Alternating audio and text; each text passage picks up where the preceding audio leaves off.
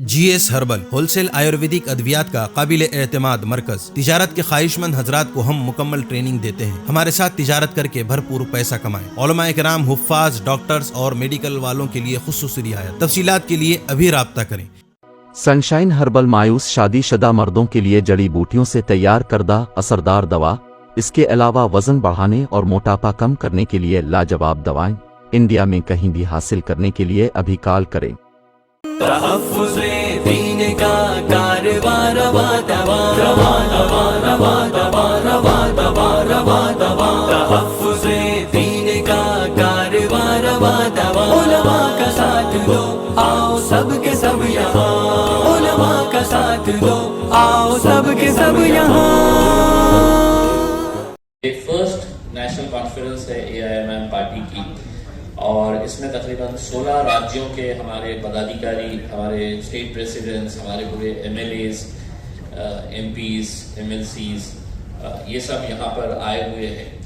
कुछ ही देर के बाद ये कॉन्फ्रेंस यहाँ पे मीटिंग हॉल के अंदर यहाँ पे शुरू होने वाली है। यहाँ पे हम लोगों ने, चूंकि ये क्लोज डोर है, तो इसमें सिर्फ state presidents, MLAs, MLCs, MPs रहेंगे।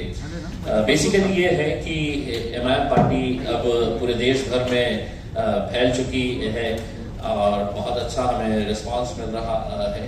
तो तमाम स्टेट प्रेसिडेंट्स को हम बुला के, MLAs को बुलाकर अपने अपने राज्यों की रिपोर्ट क्या है, इश्यूज क्या है, हम कैसे वहां पर पार्टी को और स्ट्रेंथन कर सकते हैं, ऑर्गेनाइजेशन सेटअप और कैसा मजबूत कर सकते हैं।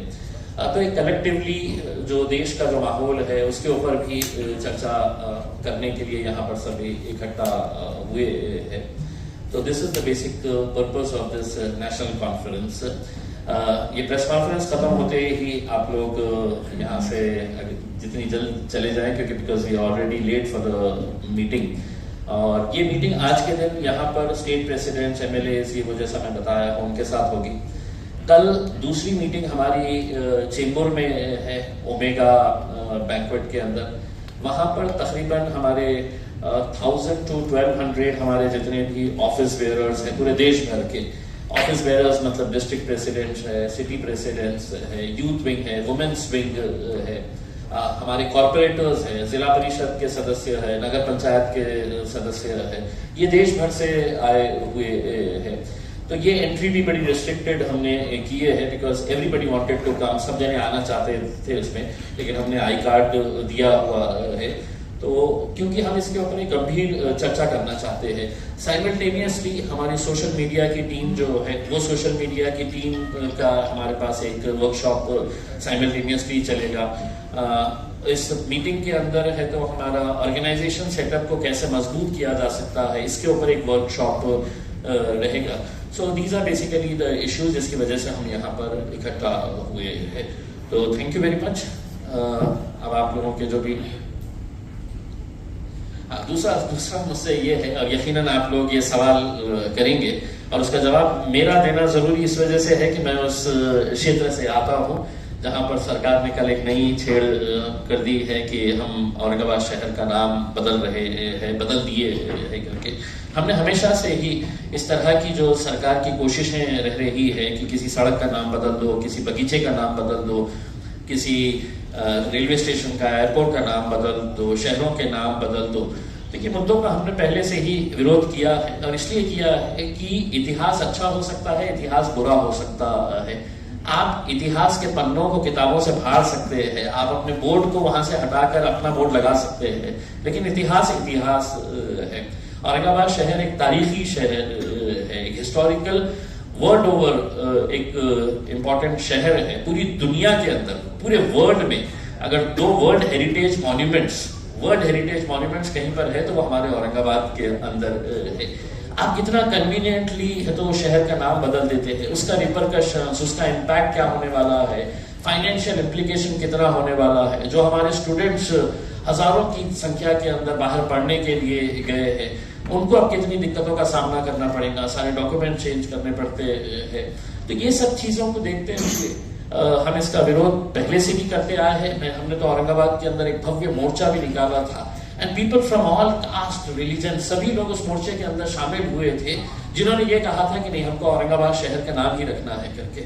आज सरकार के पास आंकड़े हैं, आज सरकार के पास नंबर्स है, हुकूमत है, तो एक तरीके से डिक्टेटरशिप हो गई है कि लोगों को कॉन्फिडेंस में लिए बिना, भाई मेरे शहर का फैसला मेरे शहर की जनता तय करेगी, ना कि मुंबई में बैठे हुए उद्धव ठाकरे साहब करेंगे, ना एकनाथ शिंदे साहब करेंगे, ना देवेंद्र फडणवीस साहब करेंगे। इसमें आप कम से कम आके हैं तो हमारी जनता से, औरंगाबाद में रहने वाले लोगों से, उनसे ये पूछिएगा। उसमें अब चूंकि नाम बदल चुके हैं आपने, तो मैं आपसे ये सवाल करना चाहूंगा कि आपने इस शहर के लिए, अब चूंकि इतनी महान शख्सियत के नाम के ऊपर आपने ये किए हैं, तो कितने हजार करोड़ रुपए का पैकेज दे रहे हैं ताकि इस शहर को हम अंतर्राष्ट्रीय दर्जे का सबसे बेहतरीन शहर बना सके। मेरा ये सवाल सरकार से ये है कि अब चूंकि नाम बदलने का आपने फैसला ले ही लिया है, तो क्या जिस शहर के अंदर 8-8 दिन के बाद आज भी पानी मिलता है, वहां पर कल से हर रोज पानी मिलने वाला है? इसका जवाब दे दे देवेंद्र फडणवीस साहब। क्या जो मेरे जिले के अंदर शेतकरी आत्महत्या कर रहे हैं, अब आत्महत्या नहीं करेंगे क्योंकि शहर का नाम बदल गया है? क्या मेरे शहर के जो बेरोजगार है, जो नौकरियों की तलाश के अंदर है, क्या उन्हें अब नौकरियां मिलने वाली है? इसका जवाब एकनाथ शिंदे साहब, उद्धव साहब दे दे करके उसको।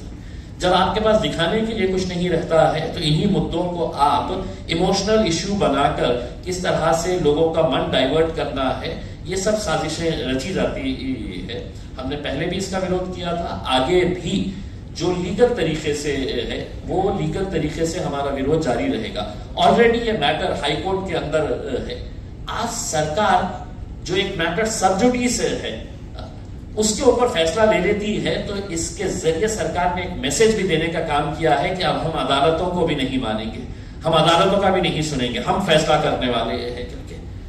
वरना ये मैटर जब तक अदालत इसके ऊपर फैसला नहीं सुनाती, तो सरकार को कोई ऐसी जल्दबाजी नहीं थी ये करने के लिए। लेकिन इसके जरिए सरकार ने एक मैसेज भी देने का काम किया है कि हम सुप्रीम है, हम फैसला करेंगे, हम अदालतों को भी नहीं गिनने वाले हैं करके। So this is very unfortunate, we condemn this.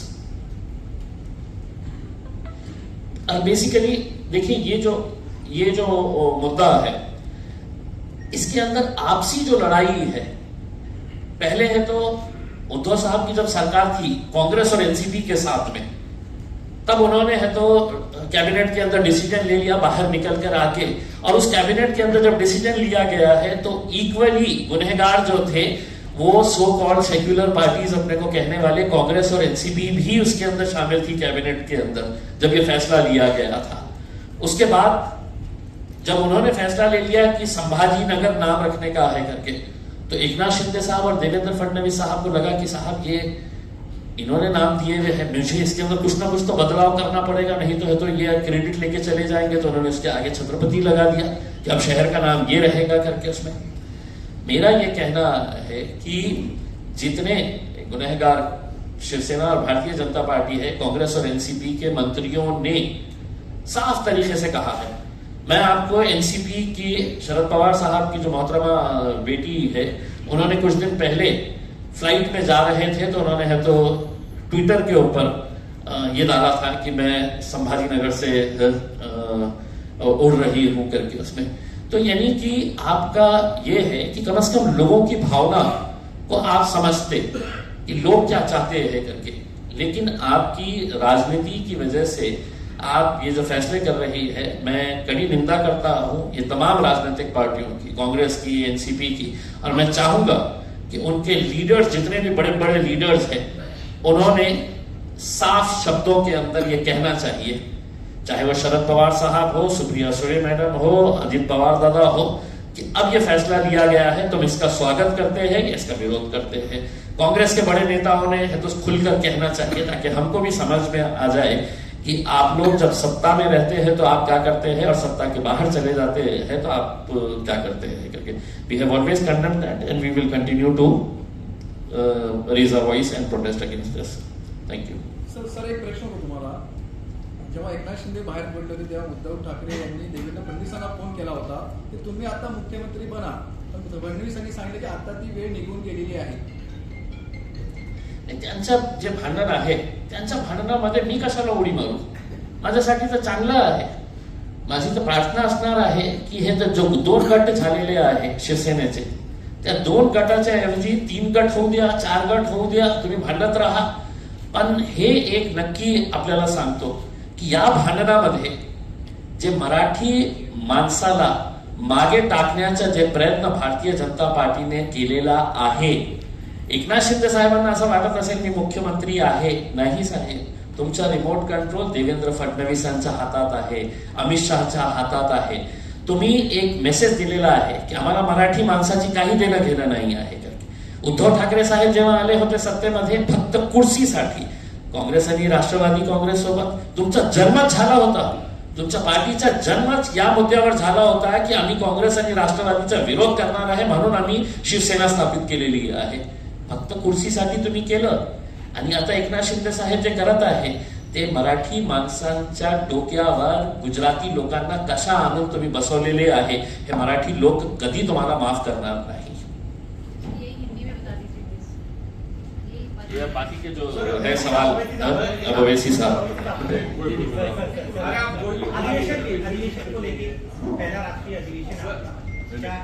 अपना वक्त भी मेरा वक्त भी बचाइए. और इम्तियाज साहब ने पूरी तफसील डिटेल आपको बता दिया है तो उसको रिपीट मत करिए. अगर आपको कोई सवाल है तो उसको पूछ लीजिए. और कितना टाइम है? हाँ, तो आपके पास 15 मिनट है. 1 2 3 4 5 6 तो 20 सवाल आप पूछ सकते हैं मेरे से. तो मैं गिनूंगा. 20 सवाल के बाद मैं जवाब नहीं दूंगा. तो आप लोग अब आप डिसाइड कर लो. हाँ, विदाउट माइक. चलिए 5 पकड़ लीजिए, 25 कर लीजिए. शुरू करिए. सवाल आपका है तो बोलिए. अधिवेशन का एजेंडा आप बता दीजिए किन किन मुद्दों नहीं, उसका जवाब ये है कि इम्तियाज साहब आपको डिटेल में बोल दिए. उसको रिपीट करना मेरे लिए आपके लिए फायदेमंद नहीं है. उस तो इम्तियाज साहब बोल चुके हैं वो. और कल शाम में भी हमारा एक प्रेस कॉन्फ्रेंस होगा. उसमें जो हम डिसीजंस लिए, क्या रेजोल्यूशंस पास किए, क्या डिस्कशन हुआ, वो फिर हम आपके सामने रखेंगे. अफसर साहब, जिस तरीके से हम देख रहे हैं महाराष्ट्र की राजनीति में कई सारे समीकरण बदले हैं, चाहे सत्ता पक्ष की हो या विपक्ष की हो. तो पिछले चुनाव में आप वंचित बहुजन आघाड़ी के साथ थे, लेकिन इस बार वो घोषणा कर चुके हैं कि वो शिवसेना के साथ जा रहे हैं. तो आपके लिए ये जो नई बदली हुई परिस्थिति है, इसमें आप किन नए लोगों को साथ में जोड़ने की कोशिश होगी या फिर किस तरीके से उस वंचित बहुजन आघाड़ी से जो नुकसान होगा उनके जाने से उसकी भरपाई करेंगे आप? देखिए, एक बात तो मैं बताना चाहूंगा कि जब आइंदा साल लोकसभा के इलेक्शन होंगे, हम तो औरंगाबाद की पार्लियामेंट की सीट तो लड़ेंगे क्योंकि हमारा सिटिंग एमपी है और इंशाअल्लाह ताला वो कामयाब भी होंगे. दूसरी बात ये कि और कितने लोकसभा की सीट हम लड़ेंगे, इसका नंबर इम्तियाज जलील साहब, हमारे जो प्रेसिडेंट है, working president doctor Gaffar Qadri sahab जो मेरे बाजू बैठे हैं, वो सब मिलकर तय करेंगे. किससे अलायंस होगा नहीं होगा ये आपको थोड़ा इंतजार करना पड़ेगा.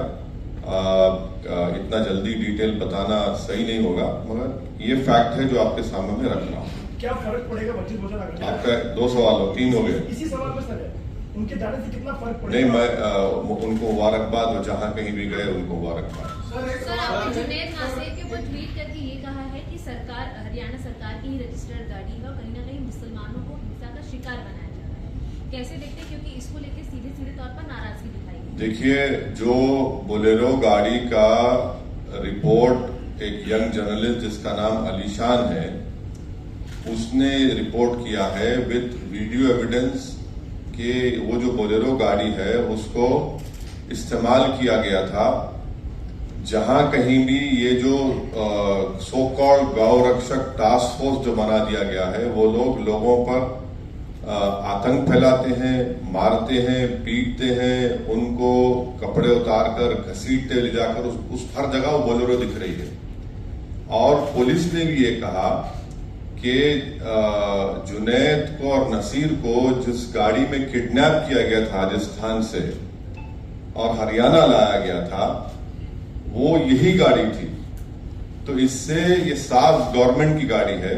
इससे साफ जाहिर होता है कि ये स्टेट वायलेंस है मुसलमानों के खिलाफ. और मोदी सरकार तो लैटरल एंट्री की बड़ी बातें आप लिखते हैं, तो ये गौरक्षक को भी लैटरल एंट्री दे दी कि आप सो कॉल्ड गौरक्षक कि आप जो चाहे करो, जिसको मारना है मारो, पीटना है पीटो, गोली चलाओ.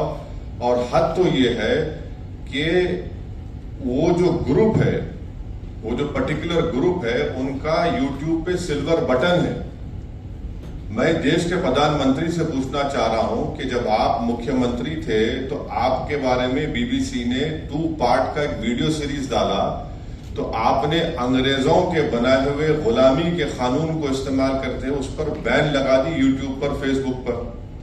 ये जो दंगाई है, ये जो टेररिस्ट है, टेररिज्म कर रहे हैं, उनका यूट्यूब से नहीं निकालते आप? क्यों नहीं निकालते? क्योंकि आपका एक पॉलिटिकल पर्पस सर्व हो रहा है। वो क्या है कि मुसलमानों के खिलाफ एक नफरत को पैदा करो। और बीजेपी और प्रधानमंत्री पसमानदा मुसलमानों की बात करती है। म्यो मुस्लिम क्या है बताओ? फिर ये म्यो मुस्लिम क्या है बताओ? जो आपके एस्पिरेशनल डिस्ट्रिक्ट प्रधानमंत्री ने बनाए, नंबर 1 बैकवर्ड डिस्ट्रिक्ट तो मेवात है। हर चीज से सोशो जो एसडीजी के इंडिकेटर्स है सबसे बैकवर्ड है इंडिया में। और जुनैद और नसीर का ये है कि राजस्थान की सरकार फौरन गोपालगढ़ की कंप्लेन जब दिया गया बॉर्डर को सील कर देती तो जुनैद नसीर जिंदा रहते। मौत हो गई मगर कोई नहीं जाते। कोई भारत जोड़ो पे पूरा भारत निकलता है और अलवर में एक रॉयल फैमिली की शादी में पूरे मौजूद, और अलवर से 1 घंटे के रास्ते पर घाटमीका है, कोई नहीं जाता वहां पर। और हद तो यह है कि उदयपुर में और एक और जगह पर एक ऐसी ही वायलेंस हुआ था जो कंडेमनेबल है। वहां पर सरकार ने 30-30 लाख रुपए, 50 लाख रुपए गवर्नमेंट नौकरी दी। यहां पर बोल रहे कि गवर्नमेंट के 3 स्कीम में 15 लाख देंगे। ये डिस्क्रिमिनेशन है भाई। जब मरते हैं तो आप घर को नहीं जाते। क्यों नहीं जाते? मैं अपनी स्पीच में कहा इसलिए नहीं जाते क्योंकि अगर कोई मुसलमान की लाश के सामने खड़े हो गए तो उनको वोट नहीं मिलेगा। सर इसी से जुड़ा हुआ है, आप राजस्थान का मुद्दा लगातार उठा रहे हैं। रिपीट मत करिए, आपका ही नुकसान होगा। पार्लियामेंट की घेराव का कॉल दिया गया कि अगर 15 दिन में इंसाफ नहीं मिलता तो पार्लियामेंट का घेराव देश भर के मुसलमान करेंगे, ऐसा तौकीद रजा जी ने कहा। क्या आप देखिए, आप मेरी पार्टी का पूछिए, मेरी पार्टी का जवाब हम दे सकते हैं। अब हर एक का जवाब तो मैं नहीं दे सकता हूं ना।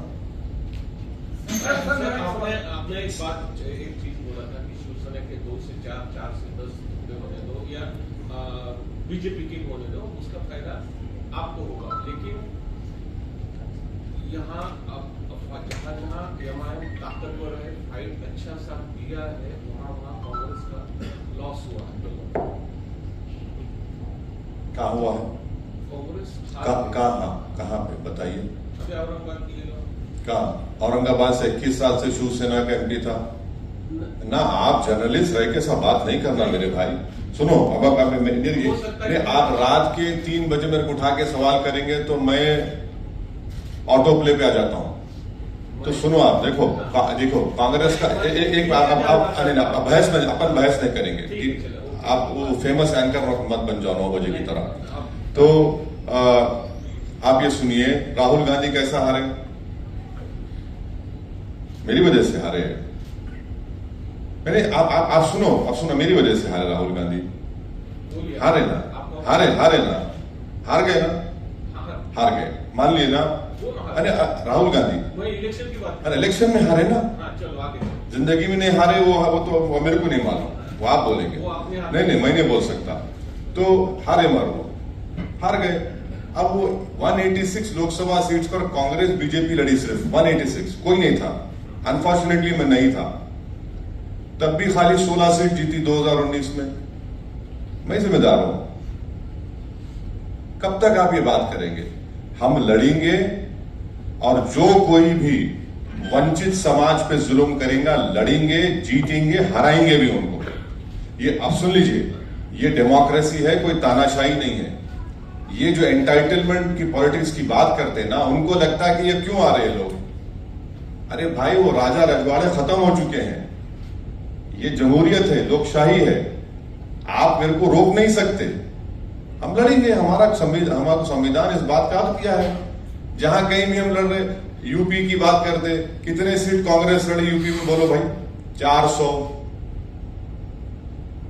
बीएसपी लड़ी 400। ये सवाल उनसे नहीं किया जाता। क्यों नहीं किया जाता भाई? क्योंकि उन मुसलमान नहीं है। ये प्रॉब्लम है। चलिए अभी 6 सवाल हो गए। सर मेरा एक सवाल है कि पंजाब में एक बार फिर खालिस्तान का मुद्दा उठता दिख रहा है, जहां पर खालिस्तानी समर्थक अमित शाह जो कि गृह मंत्री हैं उन्हें एक बात बताइए, हाँ मैं समझ जानता हूं, एक बात बताइए, अगर वो भाषा, वो वर्ड्स अगर मजलिस का एक छोटा मेंबर दे देता तो आप लोग तो अब तक उसकी एक नहीं 25 शादी कर दी होते टीवी चैनल के ऊपर। नहीं करे आपने।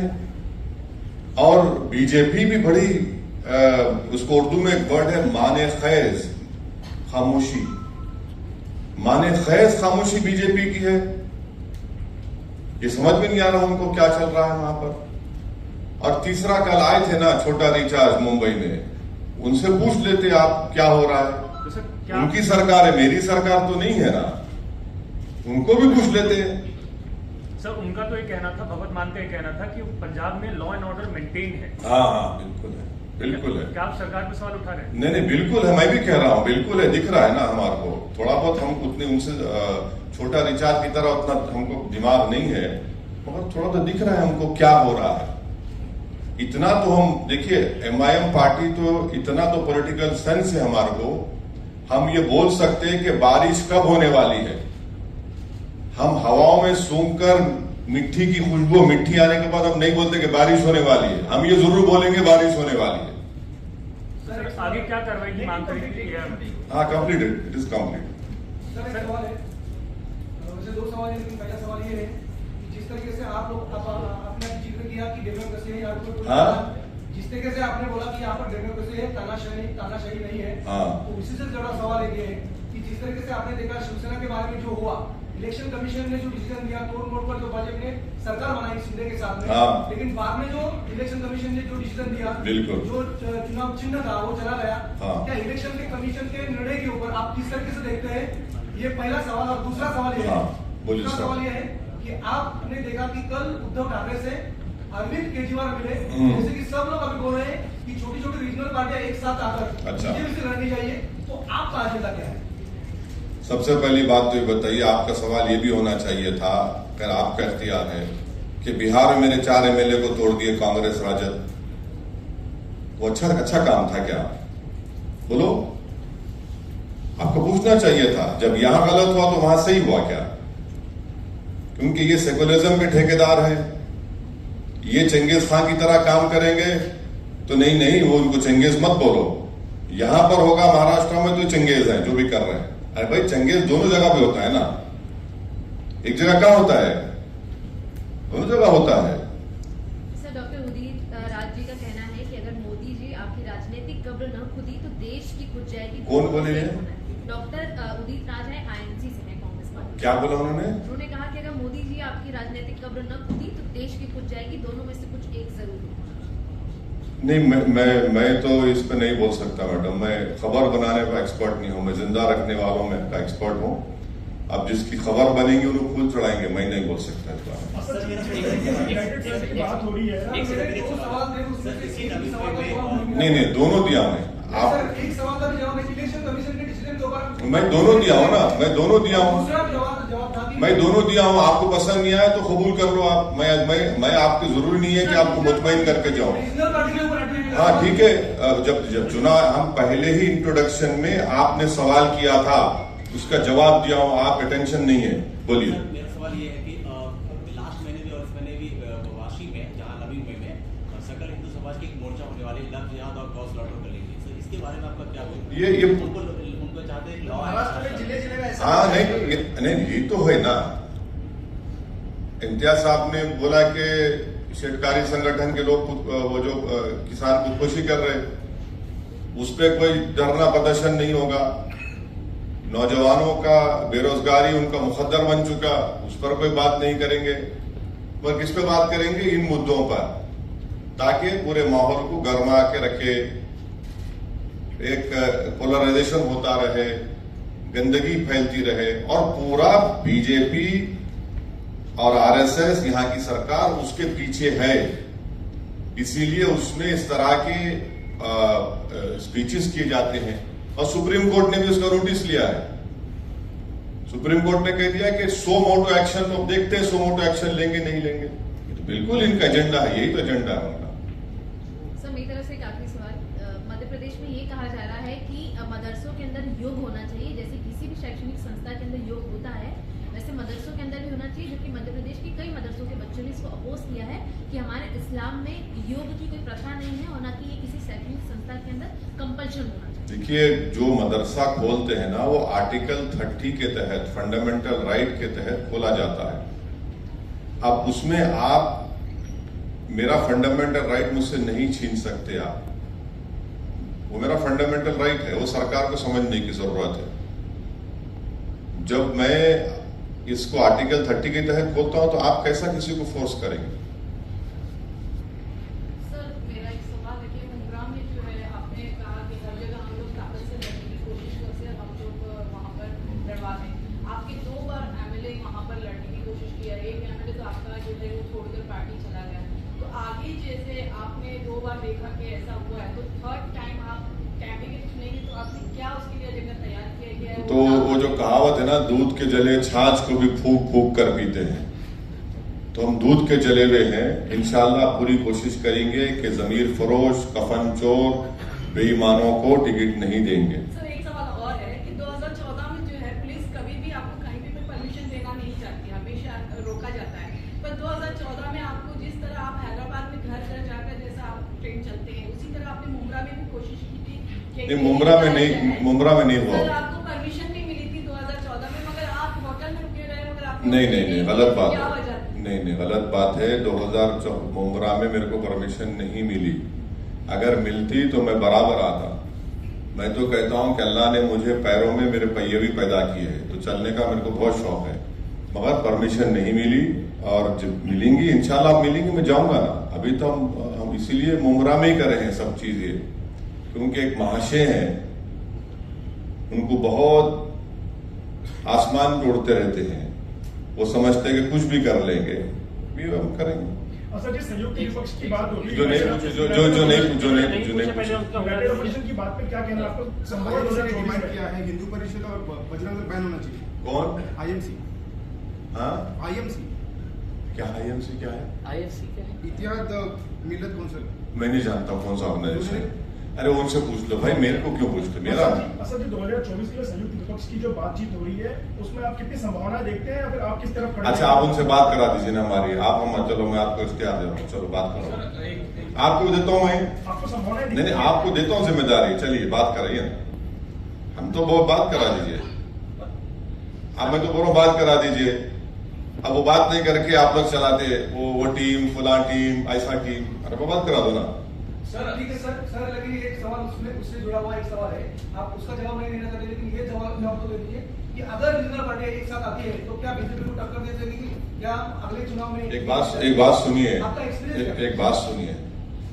तेलंगाना में 2014, 2018 के असेंबली इलेक्शन हुए, बीजेपी कैसा हार रही वहां पे? आपको सोचना पड़ेगा। 2014, 2018 में बीजेपी को हरा दिए, बीजेपी नहीं जीती वहां पर। अब इस साल दिसंबर में होंगे, नहीं जीतेगी बीजेपी इंशाल्लाह तेलंगाना में। इसका क्रेडिट थोड़ा तो हमको दो।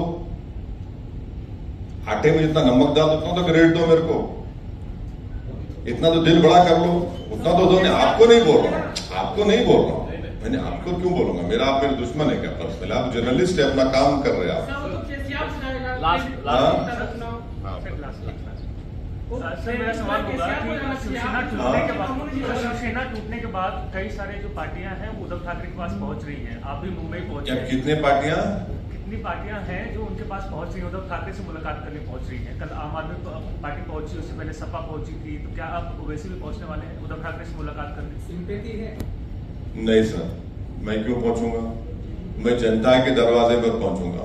मैं गरीब के घर पे जाऊंगा, मैं जुनैद नासिर के घर पे जाऊंगा। विशालगढ़ में जो परसों दरगाह के सामने शिवरात्रि के दिन जो पटाखे दरगाह की तरफ मारे गए, मैं उस दरगाह के पास जाऊंगा। जिस पे जुल्म हो रहा है उसके पास जाऊंगा मैं। और जो लोग खामोश बैठे हुए हैं वो क्या बोलेंगे फिर? वो तो बोलना चाहिए ना उन लोगों को, कुछ नहीं बोलते। देखते हैं क्या आपका क्या सवाल था? आपके घर पर हमला किया गया दिल्ली में, उससे पहले गोलियां चलाई गई थी, आपको लगातार आपको ऐसा है ना, ये नामर्द लोग हैं, इनको हिम्मत नहीं है, तो इनको लगता है कि मेरे घर पे आके तो पत्थर मारेंगे। मैं इन लोगों से बोलूंगा कि बेटा नेक्स्ट टाइम जब तुम आएंगे मेरे को बोल के आना, मैं रहूंगा घर पे, जब पत्थर मार के दिखाओ। अरे क्या है ये? अच्छा, आपको मालूम कि मेरे जैसा ये कैमरा है ना, ये कैमरा, वो दीवार, उधर दिल्ली पुलिस का हेडक्वार्टर है, बाजू मेरा neighbour election commission of India है।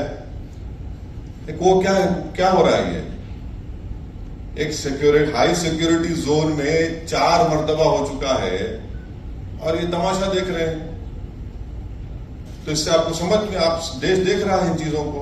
तो खैर, देखिए, मेरी जान की कोई अहमियत नहीं है, आप और हम जाएंगे इस दुनिया से, मगर जो आप जो चीज कर रहे हैं, लम्हों ने खता की सदियों ने सदा पाई का मामला हो जाएगा। हो गया नहीं सर, लास्ट अधिवेशन के बारे में आपके हो गया अधिवेशन का आपको बोल दिया ना, शुरू में बोल दे अधिवेशन। नहीं सर, वो आप सुन लो, चाहे तो जवाब दे लो, नहीं कर देंगे। सर, उत्तर प्रदेश में मायावती ने एक अलग फंडा यूज किया कि गणेश नहीं आती है, क्योंकि वो जो बीएसपी है एक टिपिकल समाज का पार्टी है, ऐसा उसमें एक स्टैंप लगा था। लेकिन जो उन्होंने एक नया फंडा इख्तियार किया कि हाथी नहीं गणेश है, वो जीत गई। अभी उसके बाद जो हुआ तो एमआईएम भी यहाँ पर या पूरे देश में कुछ ऐसा करने वाली है क्या, सोचा? नहीं, बहुत कुछ सोचे हम। अभी आपको क्यों बोलेंगे? नहीं, आपको क्यों बोलेंगे? जब बोलना है बोलेंगे, अभी क्या जल्दी है? हमारे जरिए तो हाँ, आपके जरिए से ही फैलाएंगे, फिक्र मत करिए। चूको स्टार आला क्वालिटी के उम्दा लजीज चॉकलेट्स, उलमा हुफ़ाज और तिजारत करने वालों के लिए बेहतरीन मौका। चूको स्टार औरंगाबाद। मजीद तफसीलात के लिए अभी कॉल करें। मदारिस और मकातिब वालों के लिए खुशखबरी, मुफ्ती अरबियन ड्रेस, अरबी जुब्बा, शाया, तोब और सदरी, हाफिज आलिम फाजिल मुफ्ती बनकर फारिग होने वालों और मकतब के बच्चों के लिए एक नया तोहफा। सालाना प्रोग्राम में इनामात देने के लिए एक अनोखी चीज इंडिया में कहीं भी हासिल करने के लिए अभी कॉल करें। Mufti Arabian dress, Ibrahimpura, Bhopal, India. Media की लाजवाब कोशिश, मिक्स मैसेज अब नए अंदाज में, जहां आप देख सकेंगे ईमान और अकीदे को मजबूत करने वाले दिलचस्प कार्टून्स का एक नया सिलसिला।